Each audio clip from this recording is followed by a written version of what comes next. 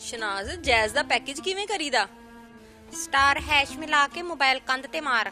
फैसलाबादियों ने अर्तुगरुल गाजी को भी ना छोड़ा। ऐसी पंजाबी डबिंग की कि आप हंस हंस के लोट पोट हो जाएंगे। अर्तुगरुल तू इस ड्रामे दे किन्ने पैसे ले आ?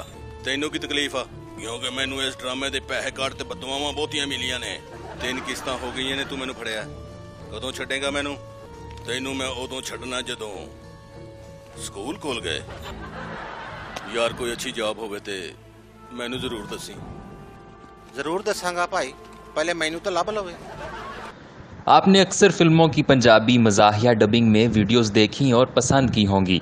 इस टीम ने अब अर्तुगरुल गाजी की मज़ाहिया डबिंग शुरू कर दी है, जिसे लोग बहुत पसंद कर रहे हैं। पंजाबी ज़ुबान की अपनी मिठास के साथ साथ अदायगी ने इन वीडियोस को 4 चांद लगा दिए हैं। यार चोड़ा च बड़ी दर्द हो रही है।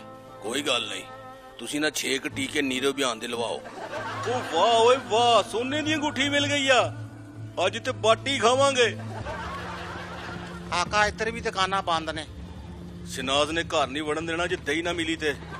खसूसन हलीमा सुल्ताना के मोबाइल पैकेज और कोरोना के हवाले से जारी वीडियोस ने सबसे ज्यादा धूम मचाई है। वीडियोस देखें और लुत्फानंदोज हों। फुफो तुसी हाथ धोते ने ना? क्यों पुत्र? कोरोना दी वजह नाल। आहो धोते आ। किन्ने सैकंड? 19 सैकंड। अब्बा जी 20 सैकंड नहीं होंदे?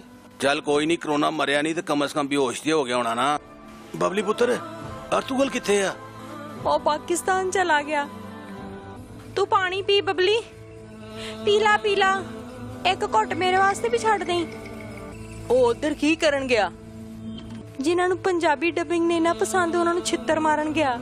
और अगर अभी तक आपने हमारा चैनल सब्सक्राइब नहीं किया तो अभी हमारा चैनल सब्सक्राइब करें और बेल आइकन को प्रेस करें।